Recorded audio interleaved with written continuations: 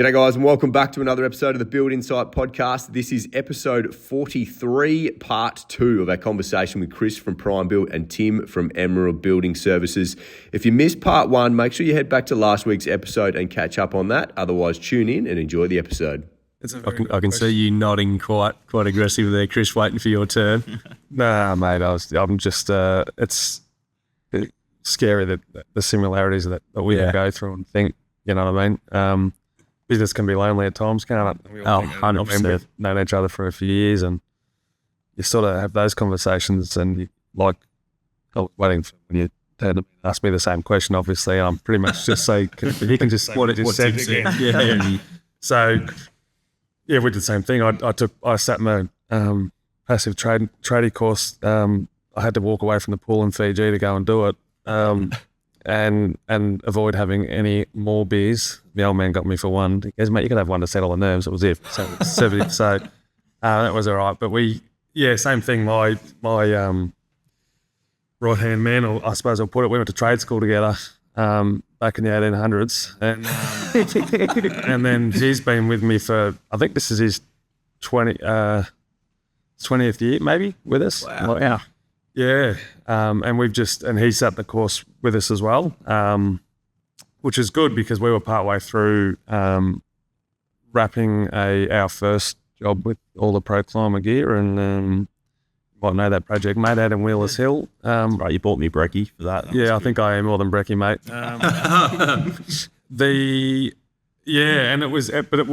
Point of the story is, once Ryan was on board, and then he's probably closer in just exposure with the team on a day-to-day basis, and then they were on board, and then we were doing the blower door to actually see the guys run around and if we weren't putting mechanical ventilation in, so we actually had to back out a bit, but we were testing it while the blower door was there to sort of muck around with it, and just to see the boys run around plugging holes and cutting holes, and then you know what I mean. It was just good.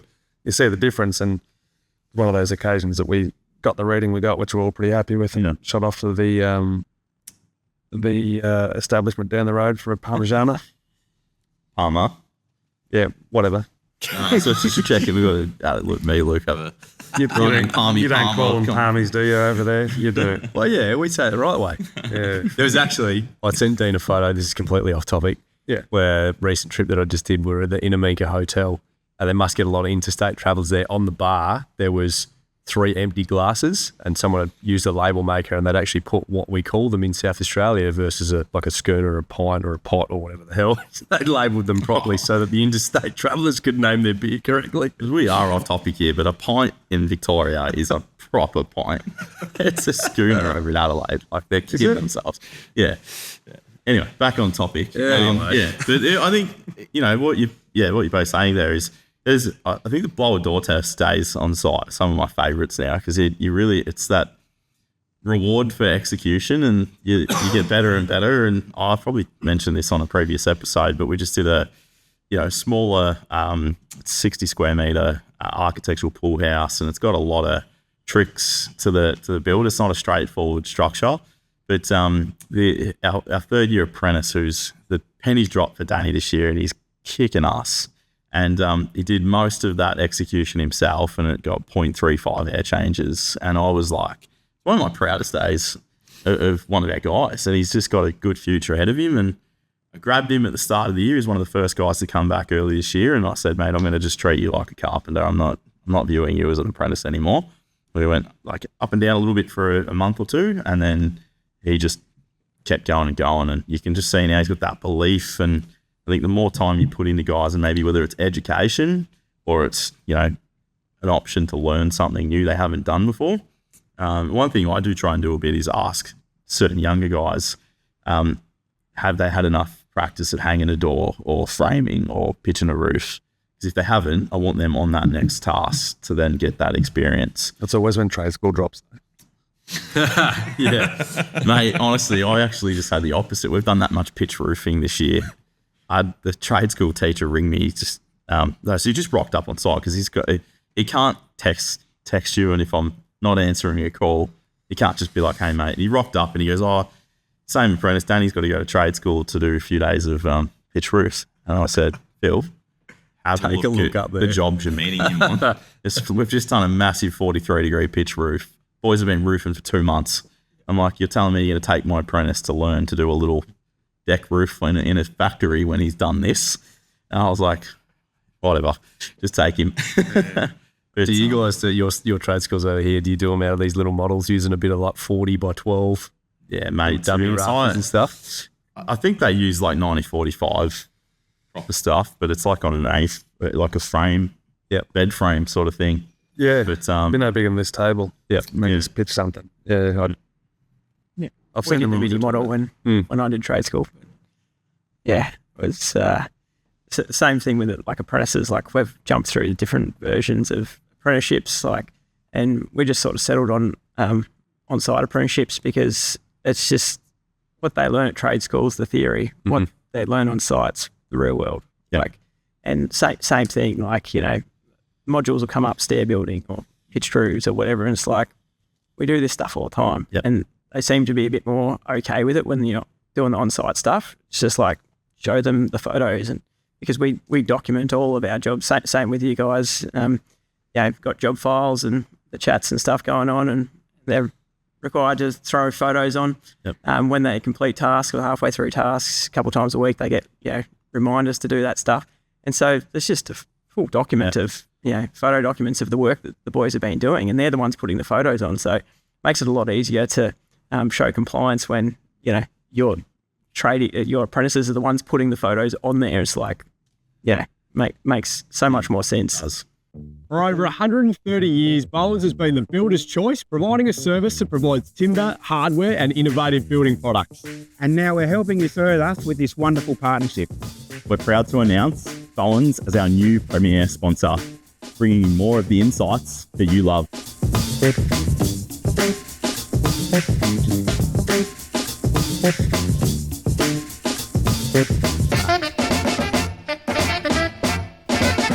Build insight together with Bowens. Real people, real insights. We've always done the same. I had a love-hate relationship with trade school teachers because I was pretty confident when I was an apprentice and, learnt proper carpentry. And I had the guys who had not touched tools for decades trying to tell me what was going on. And I'd rather teach the young apprentices and adult apprentices on site. And they have to go for certain things, which is fine. But I see it as like you spend money for them to sit in a classroom to muck around, or they can be on site learning properly. Probably shouldn't say it, but I'm going to... You can. We gave you a mic. I was allergic to trade school. And I didn't wag like school, like high school, really. Like, wasn't that much of a rebel. But I knew that if I rocked up at 11 o'clock, I could get done by 2 o'clock what we had the whole day to do. And Ryan, who's worked with me for 20 years, he used to go, so they would go, call the roll and go, Chris Cahill, and he'd go, yep. And then they'd get to Ryan Rank and he'd go, yep. And never got pinched, right? I took him No way. Never got pinched. And I reckon if I did, the bloke I was working for would have killed me. And then I got Ryan to come dirt bike riding on a Wednesday. We used to go down to Frankston and training, but it was just anything but whatever. During trade school, and I managed to drag him out into class, and he got pinched by his boss, and it took me, I reckon, 18 months to get him to leave, and then he got pinched on day one. Never came again. I don't know why, but anyway, it was good trade school. You're a good influence, mate. Yeah, I'm a big advocate for on-site too, mate. And dirt bikes was the end of it. Yeah. So you just told me off air. Was that while you had dreadlocks or? Yeah. So we always have a good laugh about before we get on record podcasts about a few things and learn something every time. I can send you a photo you can edit. I reckon Chris has got more hair than you at the moment. That's not going to get any better, mate. Hey, we're both girl dads, aren't we? So Mine's changing colour. Well, it's changed colour. I think you're I think either building or daughters, mate, we're bound to lose our head. Anyway, all right, let's segue a little bit into what innovation have you guys got going on at the moment? Any interesting software or even on-site related that the guys are using? Any interesting tools or anything you want to share? We've shifted recently to WunderBuild. So that's it's been great actually. It's a lot to learn. It's like 5 softwares in one. So we're sort of in that transition phase at the moment with the previous software, trying to finish off projects on the other stuff so we can just fully convert over. And it's pretty hard switching tasks between 2 softwares, I've got to say. It's a Band-Aid rip, mate. Oh, yeah. I know. I just don't want to transfer the jobs that are like so close to the finish line over.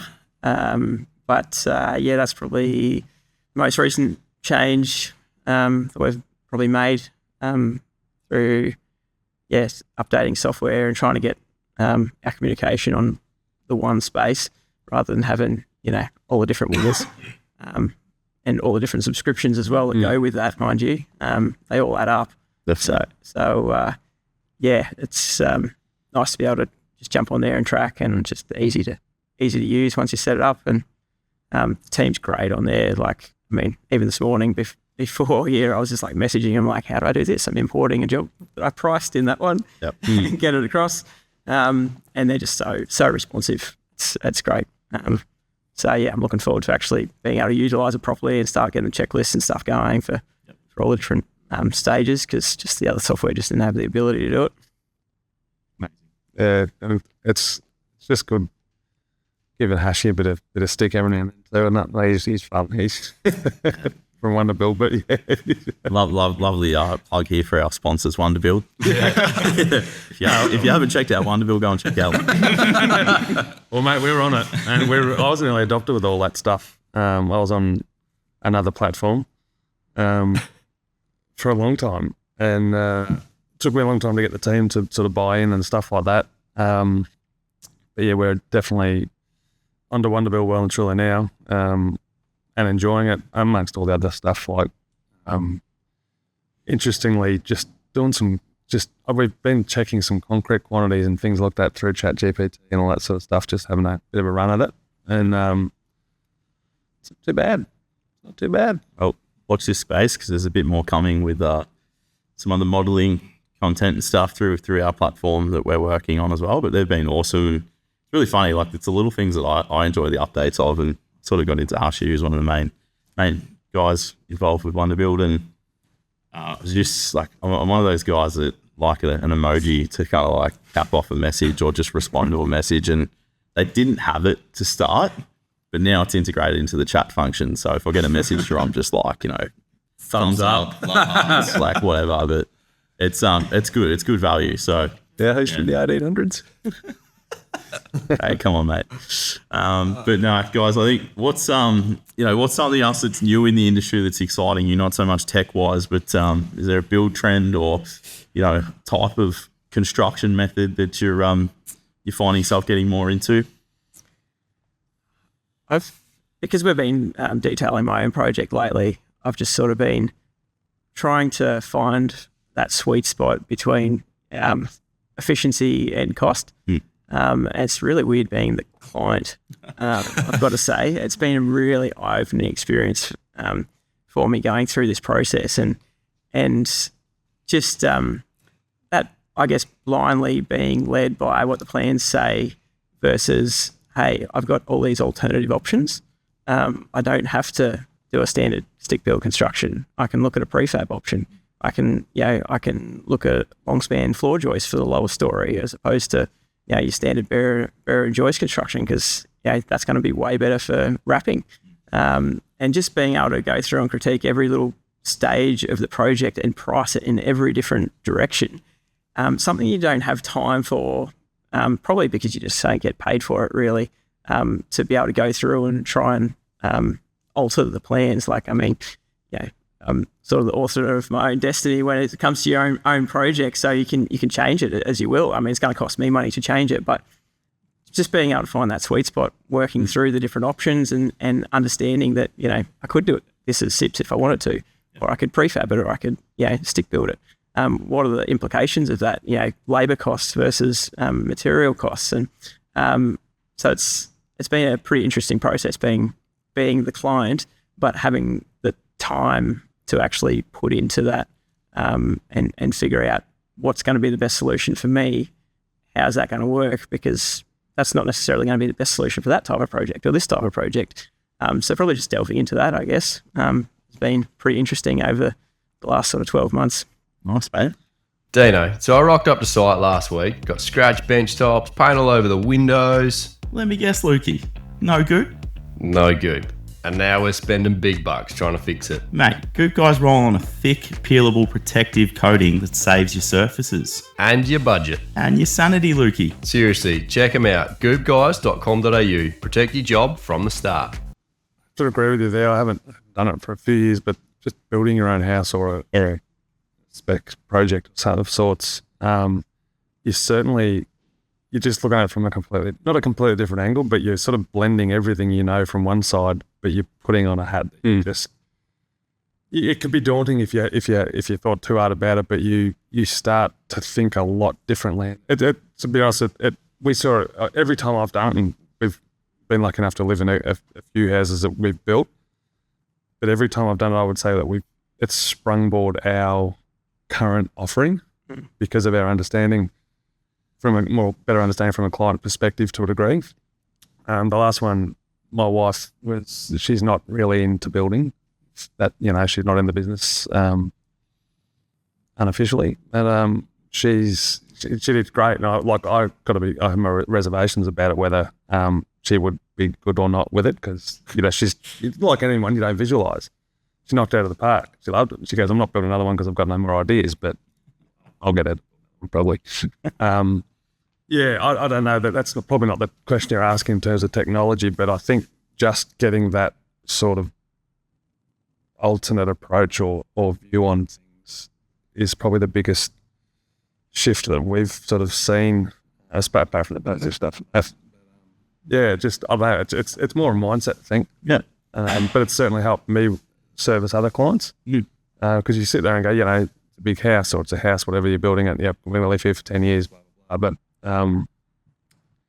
But it doesn't take long for you to scratch the surface about what's actually important to them because you've had to look through that lens. We would all fancy ourselves as client-centric, client-first approach, but you can't blame them for not knowing what they don't know. So with everything we do, we take the approach of, okay, what would we do if it was our place? And often you get stuck. You can go down path A or path B, and by simply asking ourselves that question, you generally 9 times out of 10 get it right. But it's the communications at a level now that the client know that we're going to bring these options and alternatives to the table, not to confuse them, but they only get one shot at it, typically. Yeah. Do you know what I mean? And it does, like, building will upend your life to a degree. Like, it doesn't matter if I'm a builder, I'm building my own house, I'm still, likely finding someone to rent, move the family for so long. We've got sports and schools and holidays still to happen, and then we're building in the meantime. So it upends everyone's life to a degree. Yeah. But so you just want to try massive commitment. The biggest expense that clients will spend, but it's good to kind of get perspective when your shoes on the other foot, sort of thing. Yeah, you would all know that it's so much nicer to work with someone who values your opinion on something as opposed to seeing you as a tool to execute something. I'm sure we all have that at some point. Definitely. Yep. I think change it up for a sec, guys. It'd be good to probably won't hold you for too long, but business can be high pressure. We've spoken about the hard times and stuff, but what are some things you guys do as business owners, dads, and men to look after yourself and keep yourself in the best frame of mind? We only work Monday to Friday. It's there's a line in the sand there. Weekends are for family, friends, for the team, for whatever they want to do. If they want to earn more money on the weekend, great, go for it. But it's been for us, weekends are us time. You need time to reboot, to recharge. And family is important. Family's why we do what we do. Like, you don't go to work to just so you can go and ride bikes on the weekend if you've got a family at home. You're there to support them. So if you don't spend the time with them while they're growing up, you're going to miss it. So for me, it's, I guess spending that time with the family, whether it's, jumping in the car, taking the caravan somewhere, riding bikes, teaching them to water ski or snow ski or snowboard or whatever it is. It's just try to be part of it.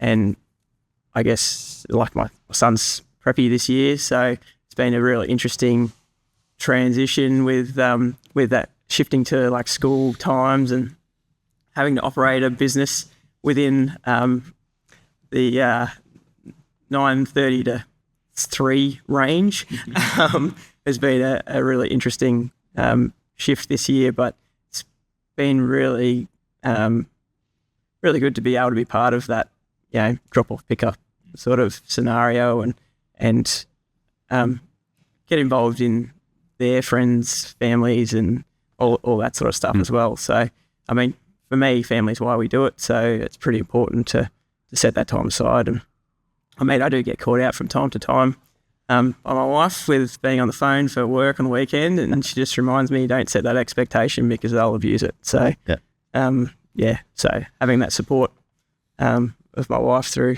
that's been pretty important too to help keep me on track with that stuff. And I mean, I have the amount of builders I work for over the years, early days, that told me there's no way you can become a builder and not work on a Saturday.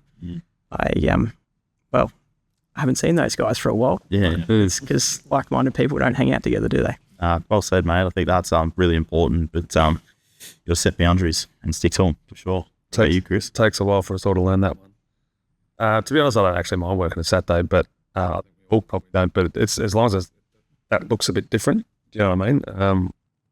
As in, we're going in estimating, answering client calls on a Saturday, but maybe throwing a bag on cleaning up a job site or something, like a bit of fun. I'm at the stage where I'm taking a couple of kids to site a couple of times. That's exactly how I grew up. It's not what I want for them on the weekends because they're heavily starting to get sport and stuff like that.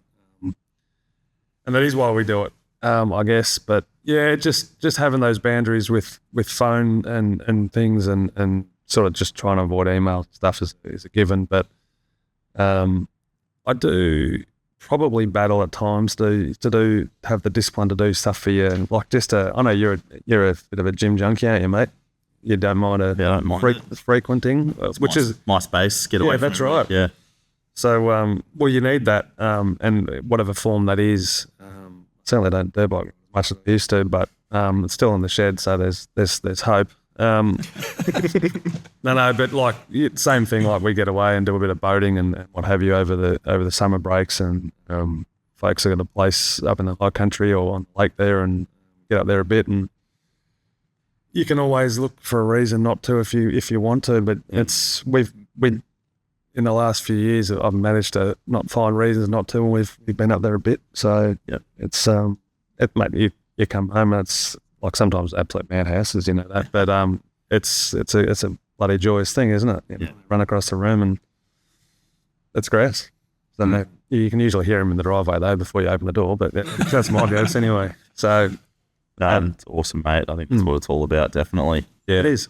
We are absolutely thrilled to announce that Circa Studio are coming on board as a major sponsor and supporter of Build Insight. Circa Studio is Australia's leading interior design centre. If you're an architect, building designer, interior designer, builder, or just looking to build your dream home, you need to make a time and come in and check out the space here in Port Melbourne. This space holds every element that you'll possibly need to design your dream home.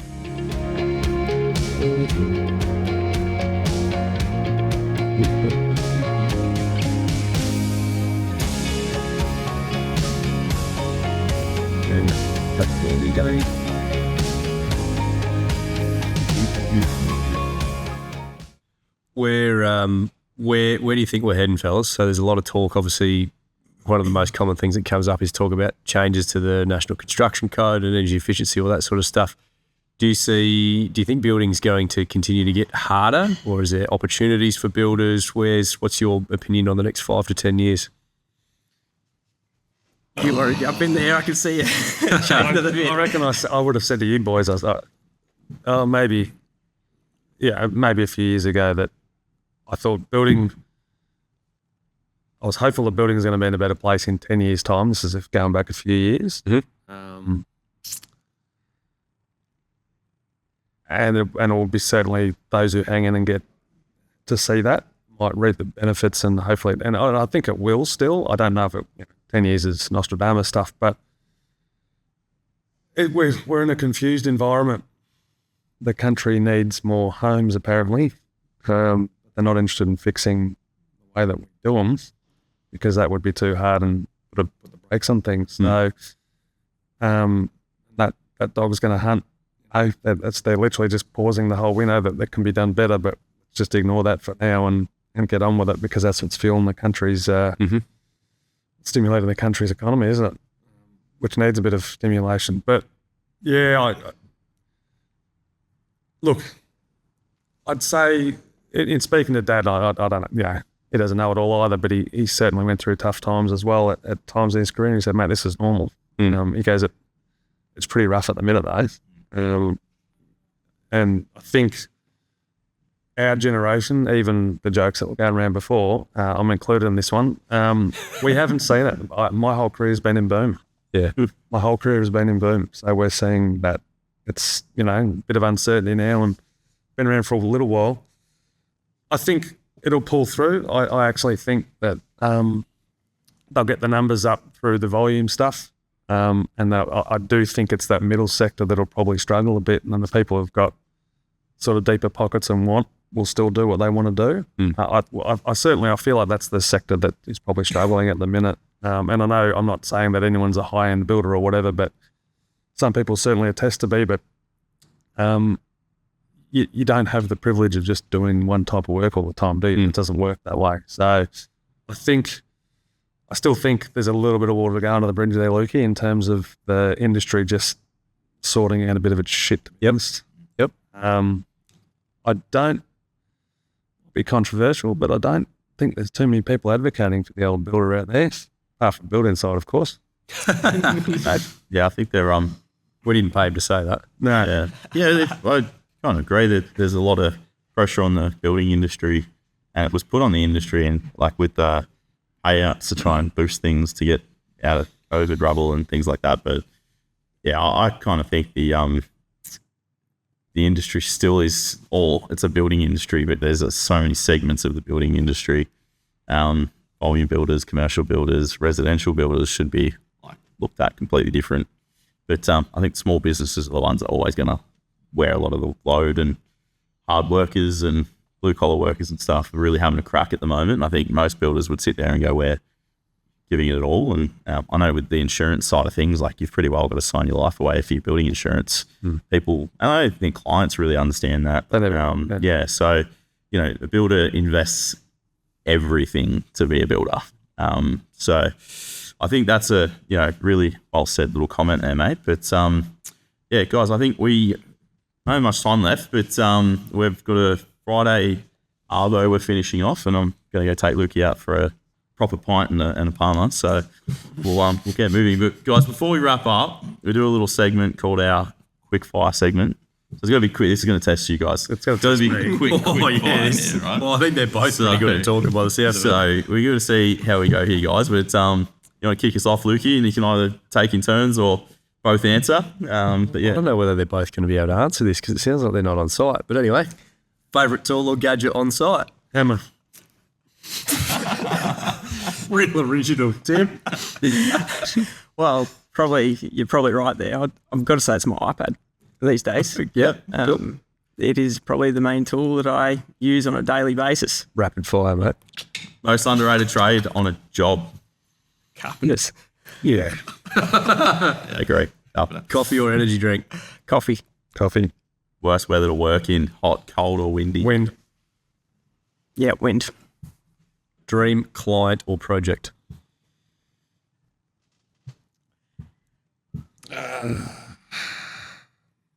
Well, cool. Someone who wants to work with you. Yeah, pretty much. Somebody who wants to work with you and just do it. Do it right. Someone that's invested in what you're doing for them and wants to be part of it. Not so much take over it, but understands what it is you're trying to achieve for them. And yeah, like you said before, that clients often don't understand how much we put into it. So if they're on the same page as us, that's definitely a big step in the right direction. Awesome, guys. Thanks for joining us today. Where can people find your companies and a bit more about yourselves, Tim? emeraldbuild.com.au on Insta, Facebook as well, standard places. But jump on, have a look at our website and follow on our socials and reach out if you want to.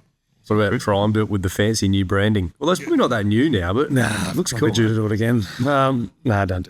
The primebuilt.com.au, the grab is primebuilt_constructions on Instagram and Facebook. You can swing past the office in Eltham for a coffee or energy drink.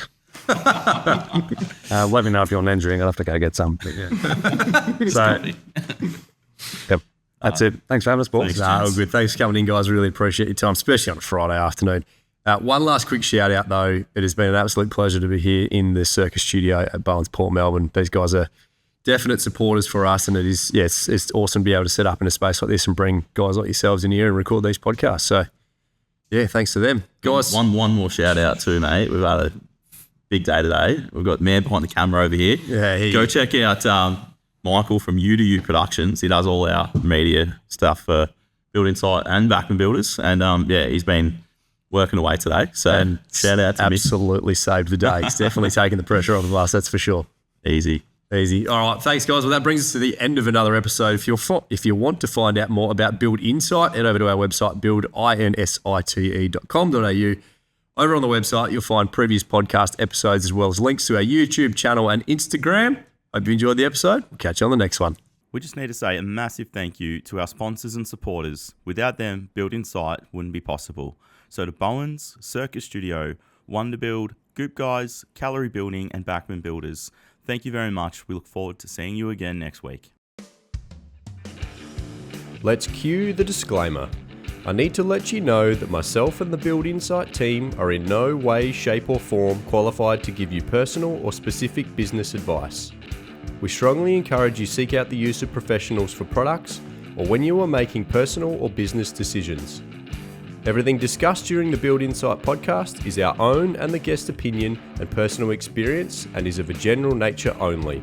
Hope you enjoyed the episode. Catch you on the next one.